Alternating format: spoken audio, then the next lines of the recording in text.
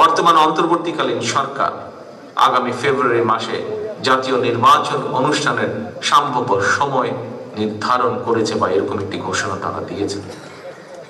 এই নির্বাচনের মাধ্যমে দেশের জনগণ দীর্ঘ ১.৫ দশকেরও প্রায় বেশি সময় পর আমরা বিশ্বাস করি, আমরা প্রত্যাশা রাখি, আশা করি আমরা নির্ভয়ে নিরাপদে নিজেদের ভোট দিয়ে নিজেদের পছন্দের প্রার্থীকে, নিজেদের পছন্দের এজেন্ডাকে বাস্তবায়ন করে জনপ্রতিনিধিদের মাধ্যমে বাস্তবায়ন করার, নিজেদের ম্যানিফেস্টোকে বাস্তবায়ন করার সুযোগ পাবেন দেশের জনগণ।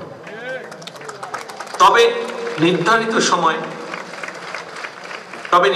সময় যা নজরুল ভাই এখানে তার বক্তব্যে উল্লেখ করেছেন, সেই কথার রেশ ধরে আমিও একটু বলতে চাই। তবে নির্ধারিত সময় নির্বাচন অনুষ্ঠান নিয়ে ফ্যাসিবাদী বিরোধী আন্দোলনে আমাদের রাজপথের সহকর্মী যোদ্ধা কোন রাজনৈতিক দলের বা তাদের সদস্যদের বক্তব্যে, মন্তব্যে গণতান্ত্রিকামী জনগণের মনে নানা জিজ্ঞাসার জন্ম দিয়েছে। আমি গণতন্ত্রের পক্ষে আজকে স্বেচ্ছাসেবক দলের প্রতিষ্ঠা বার্ষিকীর এই অনুষ্ঠান থেকে আমি গণতন্ত্রের পক্ষের শক্তির সকল রাজনৈতিক দলগুলোর তাদের নেতৃবৃন্দদের দৃষ্টি আকর্ষণ করে বলতে চাই, গণতান্ত্রিকামী রাজনৈতিক দলগুলোর মধ্যে যদি দূরত্ব তৈরি হয় বা দূরত্ব তৈরি হলে রাষ্ট্র এবং রাজনীতিতে পতিত, পরাজিত, পলাতক ফ্যাসিস্ট চক্রের পুনর্বাসনের পথ সহজ হয়ে উঠবে, তাদের সুযোগ তৈরি হবে। এই ব্যাপারে আমি গণতন্ত্রের সারা দেশে গণতন্ত্র প্রিয় গণতান্ত্রিকামী জনগণের প্রতি সজাগ এবং সতর্ক থাকার বিনীত আহ্বান জানাই। প্রিয় উপস্থিতিবৃন্দ, সম্মানিত নেতৃবৃন্দ, জনগণের সরাসরি ভোটে জনগণের সমর্থন নিয়ে রাষ্ট্র পরিচালনার দায়িত্ব পেলে দেশ এবং জনগণের কল্যাণে বিএনপির নেওয়া পরিকল্পনাগুলোর দ্রুত বাস্তবায়ন সম্ভব।